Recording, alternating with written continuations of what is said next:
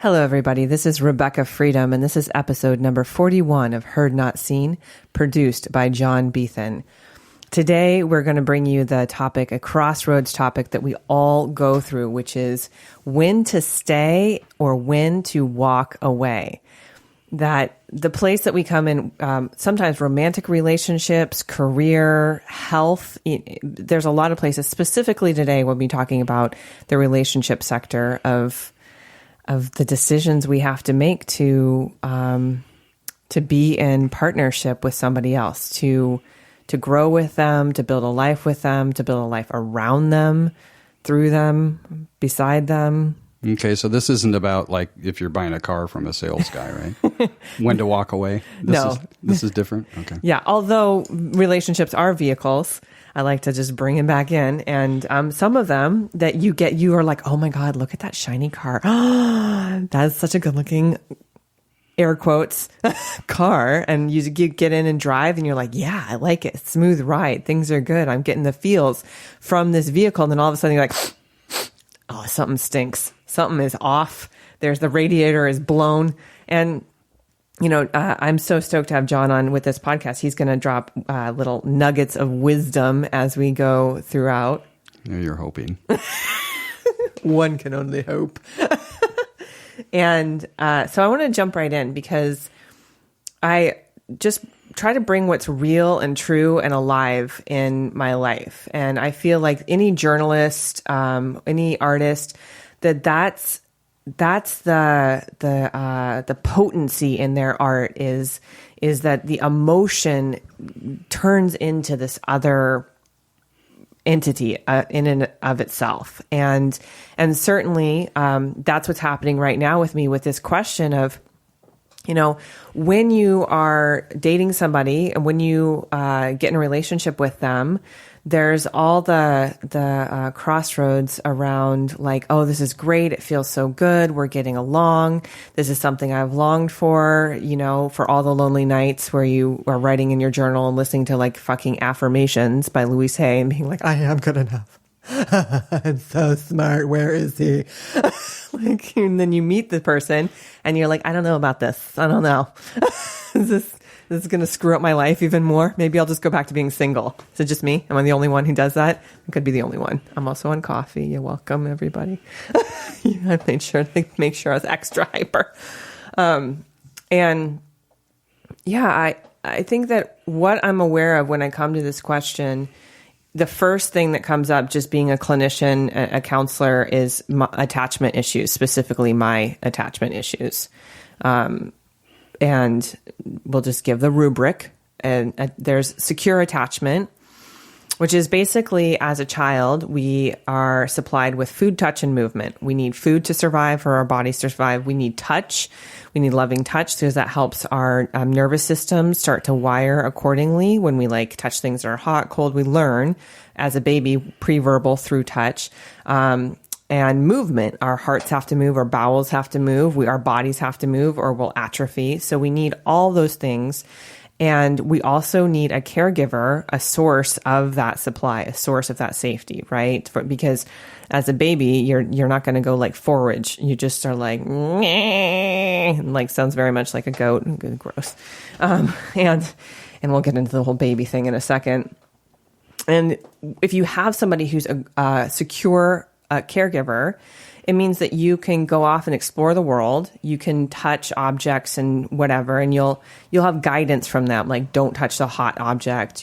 But you'll be able to go explore and then come back and get your needs met, and explore and come back and get your needs met. There's like a pulse to it.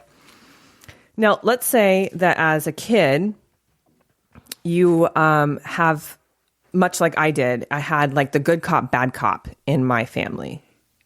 Which was which? My mom was the bad cop, and dad was the good cop. Now, this is virtue of a very salient moment where my dad was fucking my best friend's mom, and he was having an affair, and they decided it would be a good idea to put me and my sister in my sister's bedroom while the adults worked it out in the kitchen and had this conversation. And it went really horribly. My dad got pushed through the pane glass window in my house.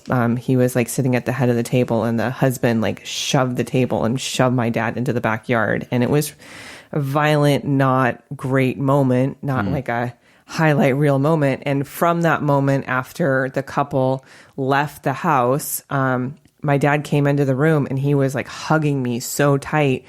I could like barely breathe, I remember. And he was like, do you want me to stay or do you want me to go? And I'm 9 years old at this point. So up to that moment, my general role in the family was sort of like, just take care of my sister. Like, and I didn't really have sides. I had both parents that were supporting that, how young was she? You were 9. She was 4.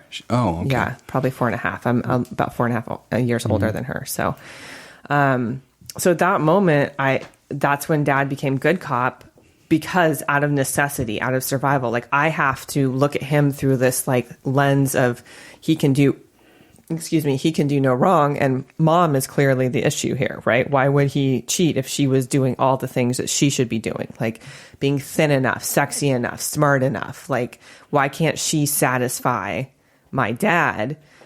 And that's created a whole psychological patterning for me that results in something called ambivalent attachment, or an ambivalent, so come close, go away. It's like someone gets really close and intimate to me, and I'm like, I just crave that so deeply, right? Because I wanted my dad to stay. So that creates the pull of like, am I sexy enough? Am I sexual enough? Am I smart enough? Do I have enough financial prowess to like, do I have all the things it takes to keep that person interested? But what ends up happening is the answer is yes, but I feel like I levy my soul just to keep another person around. And we'll get into this in a little bit more. More so, I sort of go through the pattern where I feel like I go into a relationship and I naturally see all the areas that need improvement or that can be elevated better, right? Like a cleaner room, a more organized life. I get into this great production role. The person that I'm with starts to be like, I'm a better man for dating you. Like I have more clarity. And then they fucking bolt. Like I can't keep them around anyway. Okay. So at what point do they bolt? Let's bookmark and come back to that. Cause on the other side, the come close is the dad part. The go away is what I felt with my mom. Like, get off of me. Like give me my space. Like I'm suffocating here. Like, I got a really strong, like stop hand gesture going right now. So that's ambivalent attachment. And then there's the anxious-avoidant attachment, where the caregivers you get were too suffocating or too violent to be able to really rely on them for your needs. So you become hyper-independent. You just have arms length up at all times, really mistrusting of the world. I can't trust men, women. And those are the general attachment styles. And there's disorganized attachment, which is those are the kids that are locked in cages and treated like animals, actually, really severely neglected and abused. And so when I talk about the topic of do come close, go away, I think that's one of the first filters I want people to understand is know your attachment style, because it'll completely inform how you make this decision. There's no way of escaping it. The filter of which your attachment style is wired in your body. It doesn't mean you can't have cognition and choose something else, but then the first impetus, the first instinct is going to be according to your attachment style. Okay, so let's review the attachment style, simply put. Okay. Secure attachment, anxious, ambivalent attachment, come close, go away, anxious-avoidant attachment, or disorganized attachment. Bing, bang, boom. So there's a book called Attached that you can read that really is the Bible of this. It really goes into attachment theory. And we all have events in our childhood and our upbringing that certainly shape us. And here's the amazing thing. And this is why romantic love is so powerful, is that when we get into a relationship, what we're looking for is secure attachment, because it just takes one person that you can securely attach to start to unravel that early attachment. You can then, when you have somebody that you can like ping up against, and it's not to, and they stay and they stay and they stay and they don't run, and they're like, go explore and come back, and go explore and come back, go say what you need to say and come back, that it can create an environment of secure attachment where you feel a little bit more ease in your crazy, I would say. So you had a question about at what point, oh crapola, it was like 3 seconds ago. In your experience where all of a sudden the guy you're with is like gone. I mean, so just if you stood back a little bit and took a look at it, like from a third position behind you, imagining and looking at your life and experience in the past, what did Rebekah experience? What was going on there? I think the experience, and I'll filter it through this saying, and then I'll bring it personally, is that men get together with women hoping they'll never change, and women get together with men hoping that they will change. Good one. Yeah. And I'm, as much as I say I've run my life through the masculine, I have a very feminine presence, which is the ever-changing, like mind-changing. Like I can say something 1 minute and 10 seconds later, it can really be that fluid. It can be something else. So I would say that possibly that it doesn't feel good to have somebody constantly trying to edit or amend you or improve you. It creates a lot of, I think, ego strife inside the person, where, like, for me, when I dated Dan, my unicorn artist, magical fairy guy, who wore like more nail polish than I have ever worn in my life. He was like, "Oh, glitter." I was like, we bonded over glitter, and sex, glitter and sex, or glittery sex. And the thing is, when I was with him, I had that same impetus where I was like, let's grow something together. Let's birth something together. We came up with this like business that we could do together, where he would do massage and I would do psychic readings at the same time. And I was looking at him and being like, how could we improve financially? How could we improve in our health? How can we, and it just became too much pressure. And he would reflect that back at me. Like, it doesn't feel good that you're pushing me so much. It doesn't feel like you love me for me. And I don't, so to answer your question, I feel like that there's just this build of pressing against those insecurities and wanting to, or whatever they are, our view of ourselves. And I come in very powerfully and reflect like, hey, don't just stop there. Just, keep going, keep reaching. And I feel like that's a really funky balance. Yeah. My perception is that it's what you just told me, sort of what I think is that it's at the time when the anomaly known as a relationship becomes bigger than the individuals. Mm-hmm. So you may have heard me say before that I never really understood, and I think a lot of men don't understand relationship, what it really is. And I found out that it was really an anomaly. It doesn't really exist. It's not tangible. Mm-hmm. Okay. So I had to figure out a way to understand my relationship with people, and not just my main relationship, but relationship with all things. And it's simply, the easiest way to define it is to simply ask myself, the question is, how do I relate with it? Okay, so say more. So you and I are in a relationship. Yeah. There's nobody I know that I'm not in a relationship with, but it is how we relate that defines this anomaly called a relationship.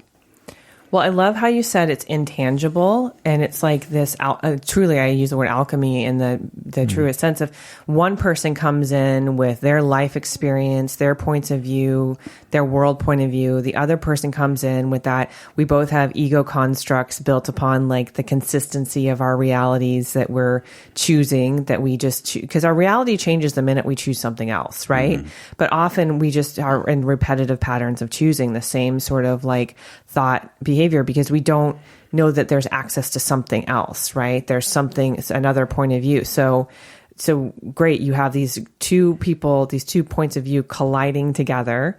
Liz Gilbert says it so well. She's like, just imagine we're porcupines and we're cold and we just want to get close. So we impale ourselves on one another and we just keep impaling ourselves trying to get that closeness.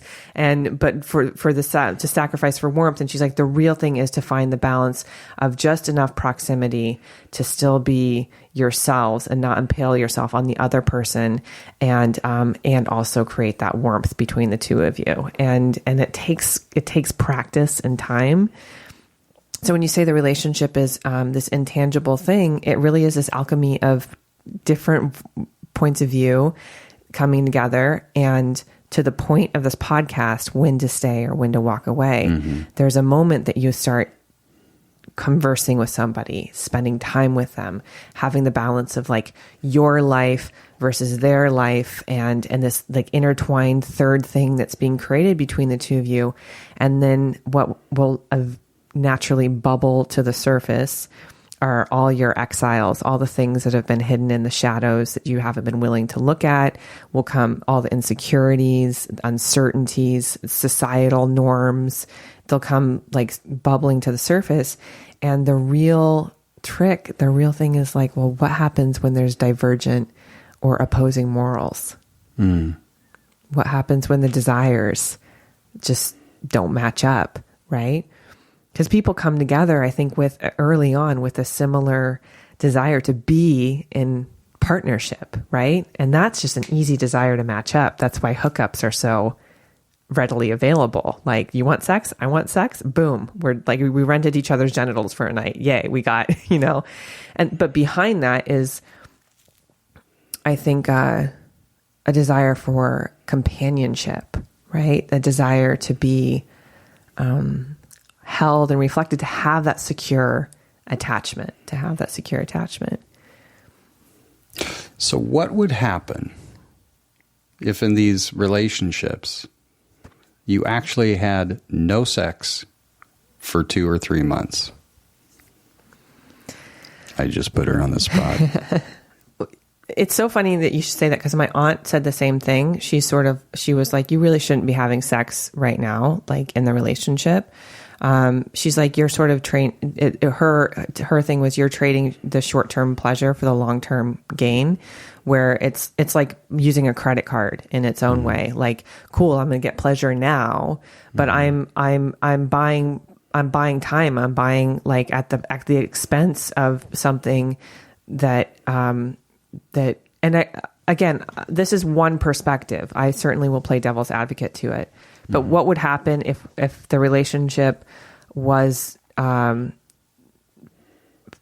more not non-sexual and there wasn't intercourse happening? I think that there would be more affection. There would be more an emphasis on like loving touch and kisses and things like that, and possibly like I think a slow burn, like a slower course of like intimate development through conversation, through spending time together, which ultimately is friendship. Ultimately, right. Yeah, that foundational friendship is something that can happen. But I think that's the aim. Again, the devil's advocate side is like, well, is that the aim of both parties? Are they like, because some people feel like friendship is a concession, right? Like it's because it's like the concessionary, like, oh, cool, I made another friend, but they're not going to build a life with me. They're going to go do their own thing, and we'll have these sweet moments together. But it's not like this commitment or this exclusivity or something like that. So I'm going to throw the question right back at you. What happens if you don't have sex and you are still in an intimate romantic relationship? Well, my experience is it has to go without complexity of obstacle. It has a tendency to go much deeper. So and things don't get confused. That's the biggest part, really. Then it becomes, there's just no confusion. Right. Yeah. As far as like, and again, this comes to our attachment, right? Like we come into these relationships, into these like chrysalis moments, into the form and structure of two becoming one, two creating the third entity, because we want that intimacy, you know, and to the point of it being complicated by sex, it's because of the hormones like oxytocin, the bonding molecule. Interestingly enough, though, testosterone, actually, the molecule of testosterone blocks memories being laid down in the hippocampus in the middle of the brain. And so it prevents bonding. To the degree women have oxytocin readily available, like immediately when kissing somebody, we bond. But guys who have higher testosterone, they actually, if they're with the same partner over a period of time, vasopressin rises in their system. It starts to create more of that hormone, which suppresses testosterone, and then gives that vasopressin acts like the oxytocin bonding molecule. So it actually does take men chemically inside the body more time to attach to a female or to attach to a partner, and women, we bond right away. And so that's classically why you see men feel like suffocated possibly by like the early, like, oh my God, she's so needy and clingy, but it's just the natural. And it makes sense because women have to bond to their children right away for their progeny to carry on, and men are meant to spread their seed. Right? They're meant to just go populate the world in their own way. So,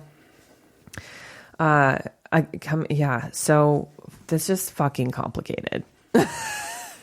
Well, that's why I was saying if you take the sex out for 2 or 3 months, it's not too complicated.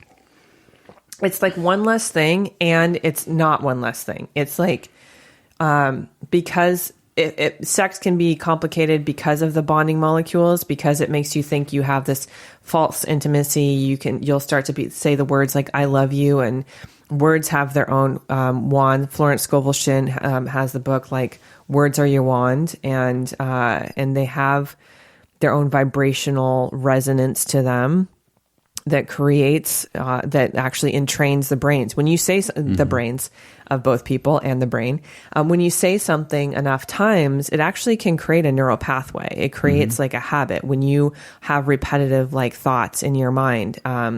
Interesting. Yeah. And also conversely, a neural pathway that you got early on from childhood in the attachment will create those repetitive thoughts. Anyone I love leaves me. That's one that I come up against all the time, having both parents died in my 20s, having been through devastating breakups, that I'm super sensitive to. When I love somebody, I'm immediately like, fuck, it's just wait for it. Here it comes. Right. Well, there's a little bit of, if you think so. Yeah. You know? Yeah. What I was going to tell you about what you're talking about in terms of vocal linguistic patterns and what happens neurologically is, I'm reminded when I was in Santa Fe, I started working with Upaya Zen Center and Roshi Joan Halifax. And so Roshi and I would talk, but she would email me and she would always say, dearest John, or my sweet John, or, you know, it's not like we're having quote unquote a relationship, but it was such a sweetness to it. And I was reminded of it actually yesterday, you know, just what a very nice way to address another person. And it entrains you to that. It entrains you to that sweetness. There's actually limbic resonance that happens, which is essentially that our bodies have their own harmonics to it. Like our beliefs could be a symphony that we could map out, and certainly there are studies that are doing that. and as a psychic, I see that in the colors of people's chakras when I'm like around them. If I close my eyes, I have this internal view of like when a chakra is open or closed, and each chakra has like the stomach chakra sound is yum, and then each has a different vibration, and again, the chakra system is an Ayurvedic system that correlates to our endocrine system in Western medicine. The pineal gland is the third eye chakra, and that has a particular sound to it, and Om being another resonance. So limbic resonance is the limbic system is the mid part of the brain that lays down memories, that has fight, flight, freeze, fuck, or faint, the survival instinct. Did you add a few things there? Yes, I did. But actually, Waking the Tiger by oh crap! If I remember his name, I'll say it. Peter Levine. Yes. Yeah, Peter Levine's groundbreaking work. He used to be a zoologist, and then he saw like the fight or flight pattern coming up in certain things, and how animals dealt with it was like shaking their whole body to like reset their body, and incredible work. And so I added. So we've known fight and flight for a long time. As research has continued, they found that freeze is another one of them, paralysis. And we see that paralyzed well with people when there's an overwhelm of the system, they just don't know what to do, and there's a freeze.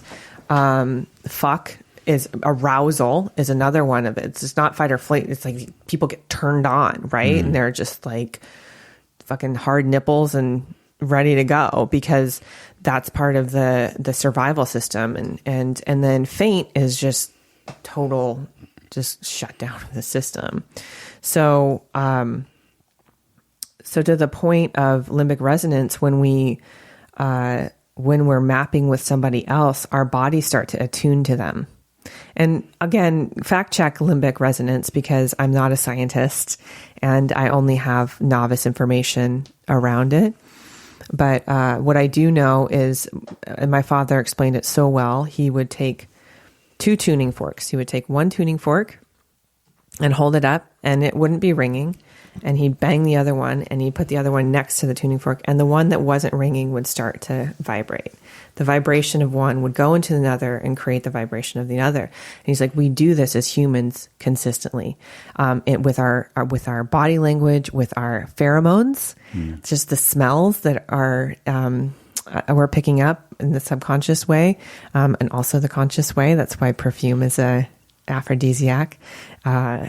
That we're constantly tuning in to one another. Yeah. Yeah. And this is such an important kind of piece of should I stay or should I go? Because when you choose a partner, you want to be in harmony. I think I want to be in harmony. I can't speak for everybody. Some of us, through patterning, choose drama, like a consistent ride. And I would say, as a ambivalent attached somebody, that I do that sometimes. I'll just create drama because it feels like, trauma bonding. Like if there's chaos here, then I can feel close, right? I can get that edge between the closeness and the get the fuck away from me, right? If there's just enough drama to keep us in this intensity, in this intense place. And I will say, in relationships, there's negotiables and there's deal breakers. This is really, I think this is the cornerstone of this question, because there's a natural phase when you first start dating is you do lose yourself, right? It's much easier to throw your responsibilities away and neglect the life of adulthood and just sort of, for me personally, step into the producer role and like make the other person better. Like, the guys I date always end up with like tea kettles and better sheets. Really? It's just, yeah. I'm like, well, you fancy a tea? Because I want tea. And if I'm in the stay over, I don't want to be on like horrible sheets. Like I like the aesthetic of the room to be at least somewhat acceptable. So selfishly, I go in. I think you may have, you've got at your disposal here a new genre of therapy, right? Tea and sheets. Tea and sheets. Sheets, man. She does tea and sheets. She does tea and sheets. And then she sheets on the sheets. No, I'm just kidding. No, I'm just kidding. And runs away. Yeah. So one huge, I think, crossroads for any couple. And it can come early on and it can come later. And I've been asked, I'll get to it through this question. You'll be able to guess what it is. So I've been asked several times. I'm 37 now. And I've been asked several times, well, do you want to have kids? Is kids something you want? And I've never been married, therefore never divorced, and never been pregnant, because I'm always like, wrap it up. It's just not, and for me, a huge part of that has been financial. And secondly, the answer is, well, I don't know who I'd be having the kids with, right? I do have this like nationalist streak in me from being Italian that I don't know what it is, but there's just some part of me that's just like the thoroughbred part of me. My mom was 100% Italian, and part of me is like, what, you're not Italian? I don't know that we can do this. Like, what's your genetic code? Like, it actually makes a difference, I think. It's maybe instinctual, but I feel like there's just things that are handed down through maybe Lemurian physics or whatever, epigenetics, that personality traits, behaviors, gestures that come down from, like, I'm clearly built from the Roman gods. Like, I clearly had empires. The problem you've been having and discussing in this podcast is obviously solved. You just got to stop dating Irish men. I've got to stop dating the Irish. They're fucking nuts. Well, that's my mom's mistake, right? Because she dated a Scottish German guy that my dad, Tom McClaskey, right? Scot and Irish and German put together. So talk about a mix of fucked up, you know? But that being said, like, Romans, we pillage and we kill. We get really pissed off, like, in a second. But then we'll make up by, like, feeding you and doing your laundry. Come over, have a meal. So long story short, I feel like one of the greatest deal breakers, salud. One of the greatest, not problem. One of the greatest deal breakers is, like, if one person wants to have a kid and the other person doesn't. Mm. So here to the point, right? As a woman, I made, like, a conscious decision at 35 where I was like, if I'm not pregnant or I'm not with a partner and I don't have a kid by then, I don't really want to go down that path. I just felt like there's other ways I can channel that energy. Being said, it's a gamble, because I certainly see my family members who have kids and are older, and it just it's a fabric of their lives, and it's a big part. And it's a gamble for those who don't have kids, because I see my aunt who's older that feels like a sense of, like, I missed out on something. I regret it. And conversely, I have friends that have kids that are in their teenage years who are suicidal and just a train wreck, and kids that are just struggling. And they're like, I didn't ever want kids. I have them. I can't imagine not having them. Can't imagine not having gone through that experience. But they're like, I didn't want kids. And so it's a gamble either way. And I think the truth is, there are people that are really called to being parents. It's like some are, and then I have friends who it just has been part of their path. They had sex one time and decided not to use a condom, and now have a 2-year-old. And my friend, he is still figuring out how to show up as a dad 2 years later, and he's feeling like, how do I don't know. He's feeling the struggle where the burden of his daughter being raised has been on his baby mama. He hasn't been there at, like, maybe 1/3 of the time, and the rest of the time has been running off with other women and just not really fulfilling the father role. It's fucking complicated, this kid thing. Lack of ability to lose oneself in something other than themselves. In some ways, I had this notion, totally, lack of ability to lose oneself. Like, your life, because my sister and I talked about it, and she's like, I 100% don't want kids. And I was like, I don't want kids either. Sometimes my body does. Sometimes my body is like, get me a baby. But then my brain's like, you shut the fuck up.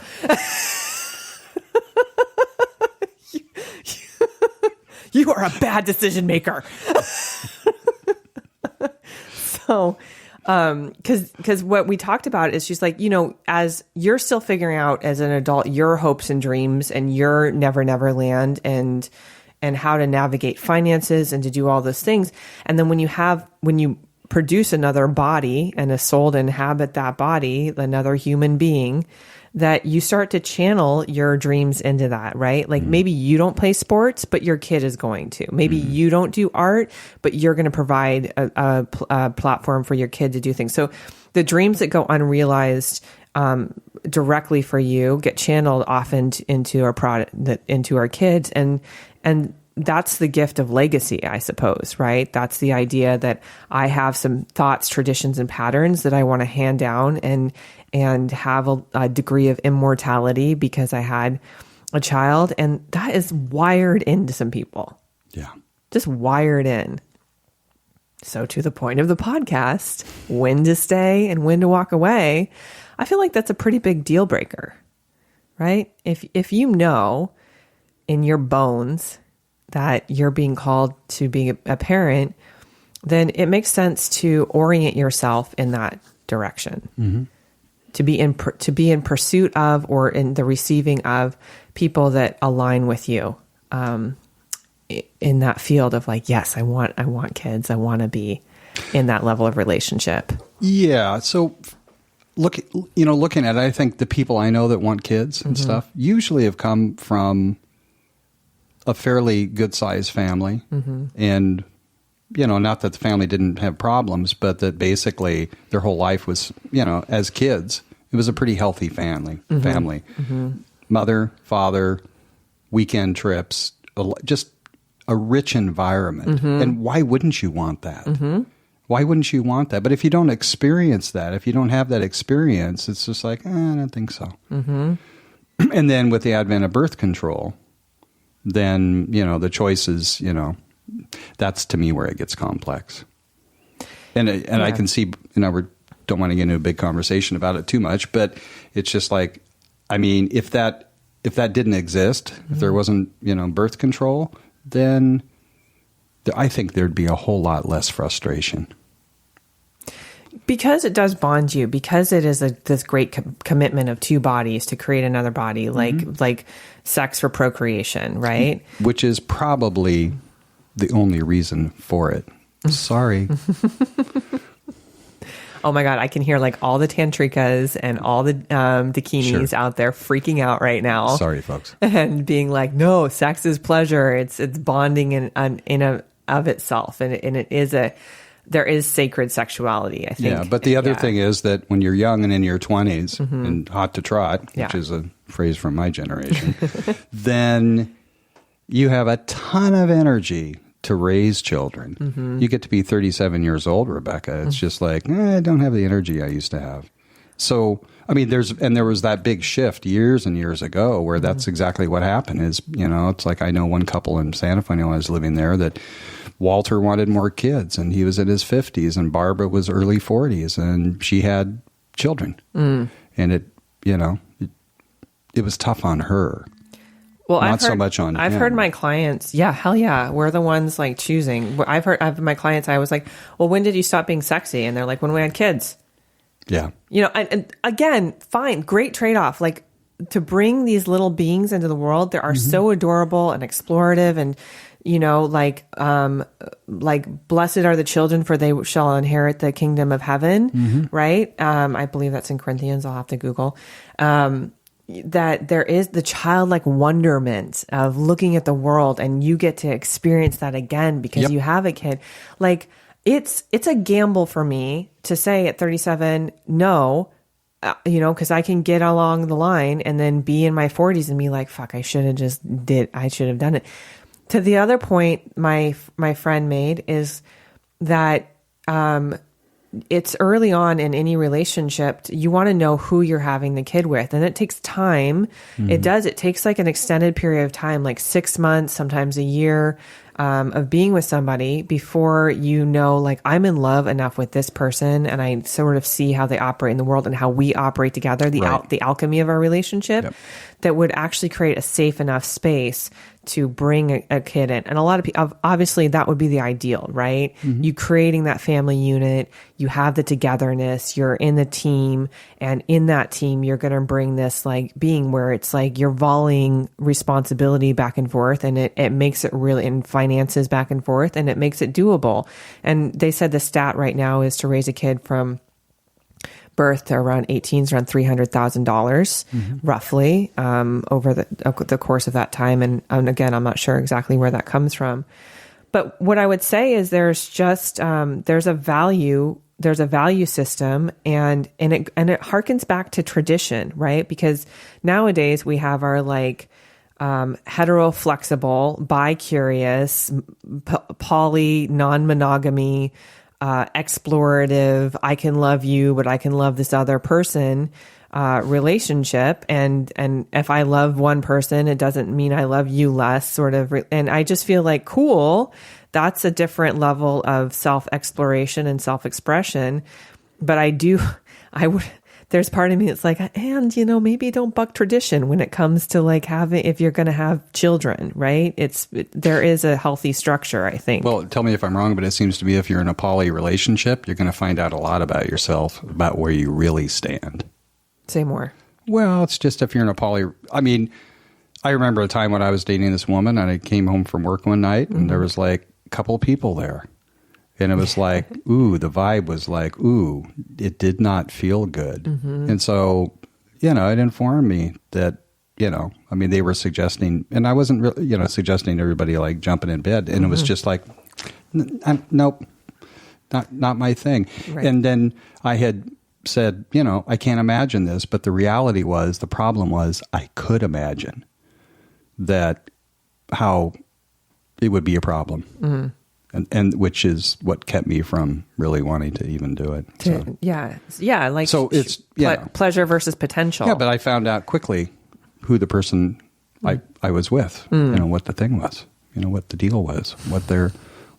How they wanted to roll. Which I wasn't. I like to rock and roll, but just differently than that. Yeah. So great, cool partnership. I do believe that the people that come into your life are the ones that you need, right? That's not an accident and the interweaving, and that you get to learn for them. But I would say that there is this like core fundamental self-esteem, self-worth around integrity, right? Speech and right action. Certainly look at the Eightfold Path in Buddhism, in Taoist and principles as well, but particularly Buddhism around the Eightfold Path of like right speech, right action, right thought, compassion, all of those things that you can hold for yourself, and to say, this is my integrity and it's built on these boundaries, right? And I don't have to rationalize, justify, which we often do just so we can be in relationship with another person, just so we can have, because certainly there are things you can do with two that you can't do solo. Like I say, when it's time to move furniture, you need two people. When it's, financially, when it comes to travel and safety, sometimes it's really nice for me to have like a guy with me. I feel much stronger and safer to go explore than I would as just a single female. There are absolute benefits to partnership, to coming together. But I think that the detriment of that is if you sacrifice your own integrity, your own knowing, your own sense of like, leveraging worth, and negotiation is different than sacrifice. To negotiate like you were telling me about the closet light being on. Oh yeah, yeah. Well, brief story is I was with somebody and loved her very much. We were together like 10 years, and early on we were living together and stuff. Anyway, and she used to have this habit of leaving the closet light on. And it used to really bug me.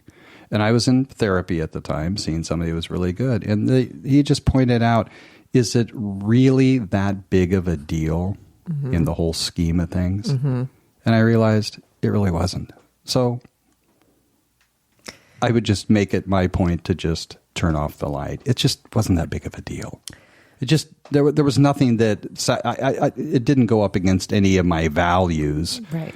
I mean, it just didn't bother me that much. So, of course, this is a topic that we all struggle with when we're in the unfolding of a relationship, of something new, or if we've been there a long time. I know my aunt was with somebody who, for 5 years, and she said, well, what if your divorce doesn't go through and the church doesn't grant us the ability to get married? He's like, well, I guess we'll have to break up. And she was like, what the fuck? I've been together with you for 5 years and I'm just finding out this piece of information. And the gift of patience of an unfolding relationship is you get to come up against your own boundaries, barriers, and integrity and decide, is the kindness in choosing for you? Is it the kindness to stay and to be patient and to give yourself the opportunity to blossom past your fears? Or is the kindness to you to say, I recognize that I'm not in alignment with this other person's thoughts, values, and worldviews. So I'm going to transition the relationship and go back into the world of just being solo, and know that every opportunity you have to be in a relationship is an opportunity to grow and be greater. And certainly if you are struggling with whether to stay or walk away, I encourage you to reach out to me at RebekahFreedom.com. That's REBEKAH freedom.com. I know that we could talk for hours on this subject. So I want to leave you with some highlights that if you are at this crossroads in your life, that take time and take inventory of what is really in your heart, and know that is all we can really make decisions from is this present moment, and the truth of what's arriving right now, and that you have to know the difference between a negotiation and a sacrifice, letting go of your integrity so that you can stay with somebody else. Thank you for listening. Be set free.